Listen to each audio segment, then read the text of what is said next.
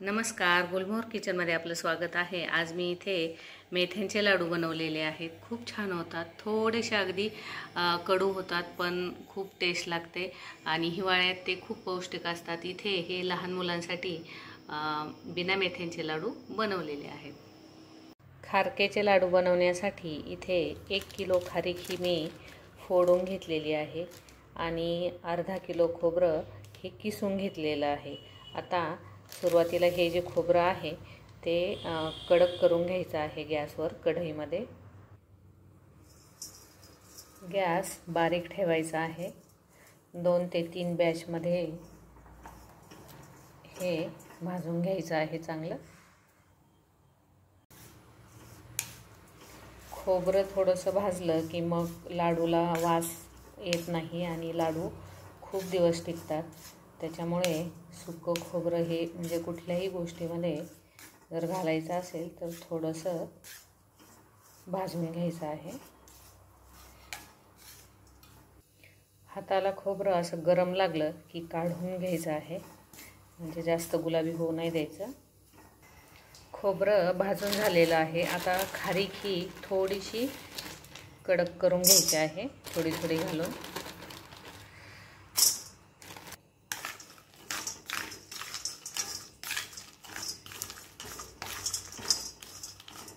हाताला गरम लागली की ती पण काढून घ्यायची आहे, जास्त भाजू नाही द्यायची।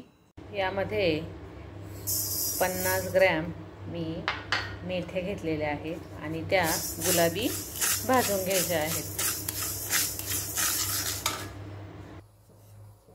इथे या मेथ्या भाजून झालेल्या आहेत। आता गॅस बंद करून मेथ्या थंड होऊ द्यायच्या आहेत। एका डिशमध्ये काढून घ्यायच्या आहेत त्या। आता हे खारीक आणि हे जे खोबरं आहे ते थंड झाल्यानंतर दळून आणायचं आहे किंवा कांडप मशीनमध्ये कुटून आणायचं आहे। जर कांडप मशीनमध्ये जर कुटून आणलं तर त्याचे लाडू एवढे छान होतात, चवीला खूप छान होतात आणि बांधलेही पटकन जातात। त्याच्यामुळे मी हे बहुतेक तरी कांडप मशीनमध्ये कुटूनच आणणार आहे। या मेथ्या छान अशा भाजून झालेल्या आहेत आणि आता या मिक्सरमध्ये बारीक करून घ्यायच्या आहेत। हे पहा, या प्रकारे रव्यासारखं मी हे बारीक करून घेतलेलं आहे। या मेथ्या एका वाटीत काढून घेऊन त्यामध्ये तूप घालायचं आहे, साजूक तूप घालायचं आहे। अशी पेस्ट करून घ्यायची आहे।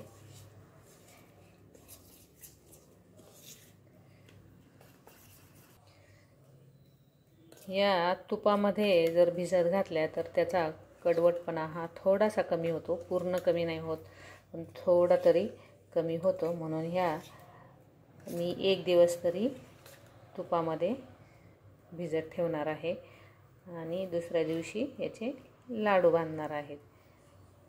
तुम्ही याला 8 दिवस 9 दिवसही तुपामध्ये ठेवू शकता। इथे हे खारीक आणि खोबरं जे भाजून घेतलेलं होतं ते आता दळून आणलेलं आहे। आता यापासून मेथ्यांचे लाडू बनवायचे आहेत।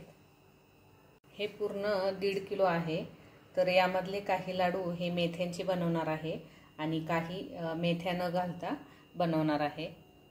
लाडू बनवण्यासाठी थोडेसे आपल्या आवडीनुसार ड्रायफ्रूट्स वगैरे घ्यायचे आहेत। तुम्हाला जेवढ्या गोष्टी त्यामध्ये टाकायच्या आहेत तेवढ्या तुम्ही घेऊ शकता।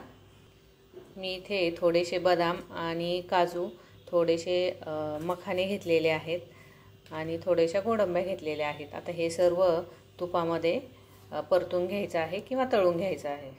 हे सर्व तुपामध्ये भाजून घेतलेलं आहे, म्हणजे परतून घेतलेलं आहे। छान असे हे बदाम टम्म फुगेपर्यंत तुपामध्ये परतून घ्यायचे आहेत। आता हे थंड झाल्यानंतर याची जाडसर पूड करा किंवा एकदम बारीक पूड केली तरी पण चालू शकतं।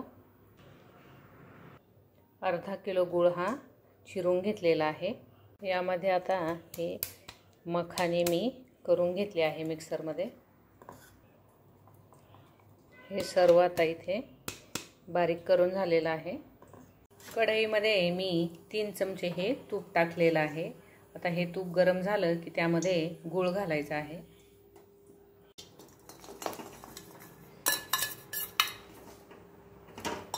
गूळ विरघळेपर्यंतच गॅस हा चालू ठेवायचा आहे.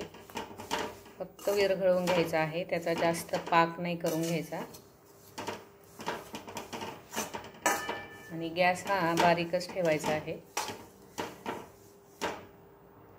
गूळ विरघळेपर्यंत हे सर्व आता एकत्र करून घ्यायचं आहे.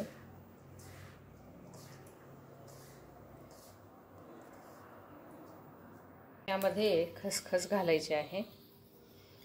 इथे मी 30 ग्रॅम ही खसखस घेतलेली आहे. खसखस मस्त अशी गुलाबी भाजून यामध्ये घालायची आहे. गॅस आता बंद करायचा आहे. हा गूळ एकदम छान असा विरघळलेला आहे. एकदा हलवून घ्यायचा आहे. आता या मिश्रणामध्ये हा गूळ घालायचा आहे.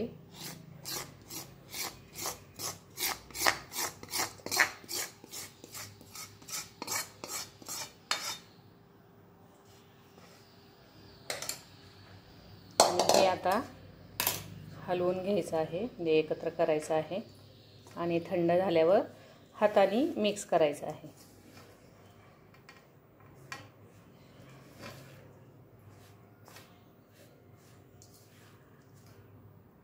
गुळाचं प्रमाण हे मला जरा थोडंसं कमी वाटलं, त्याच्यामुळे मी हा थोडा अजून गूळ घेतलेला आहे. आता हा गूळ जो आहे तो मी न विरघळवता मिक्सरमध्ये फिरवून घेणार आहे. पण तो नुसता मिक्सरमध्ये फिरवायचा नाही आहे, तर त्यासोबत हे जे खारीक खोबऱ्याचं जे मिश्रण आहे ते थोडंसं त्यामध्ये घालायचं आहे, म्हणजे गूळ हा या भांड्याला चिकटत नाही. हे पहा, या प्रकारे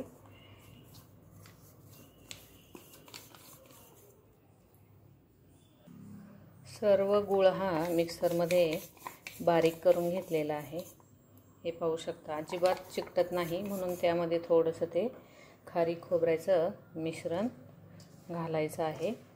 आता हे सर्व एकजीव करून घ्यायचं आहे. यामधलं निम्म मिश्रण हे बाजूला ठेवायचं आहे. 2 दिवस तुपामध्ये ही मेथ्यांची पावडर मी भिजत ठेवलेली होती. हे गरम करून घेतल्यानंतर या मिश्रणामध्ये टाकायचं आहे. आता इथे 2 प्रकारचे मी लाडू आज बनवणार आहे, एक मेथ्यांचे आणि एक बिना मेथ्यांचे. आता यामध्ये तूप घातलेलं असल्यामुळे याला तुपाची गरज लागली तरच टाकायचं आहे वरून, नाहीतर नाही टाकलं तरी पण चालेल. आता हे सर्व मिक्स करून घ्यायचं आहे आणि लाडू बांधून घ्यायचे आहेत. यामध्ये सुंठ पावडर, विलायची पावडर, जायफळ वगैरेही तुम्ही घालू शकता.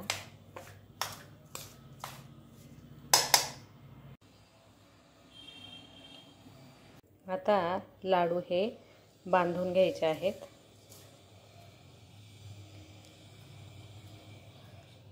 आवडीनुसार लहान मोठ्या आकारात तुम्ही हे लाडू बांधू शकता.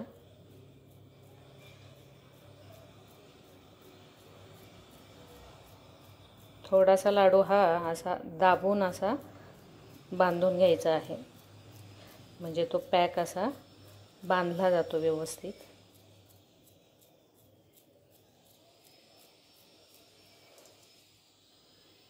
हे पहा, या प्रकारे सर्व लाडू हे करायचे आहेत. इथे हे मेथ्यांचे लाडू तयार झालेले आहेत. आता बिन मेथ्यांचे लाडू बनवायचे आहेत. यामध्ये तूप घालायचं आहे.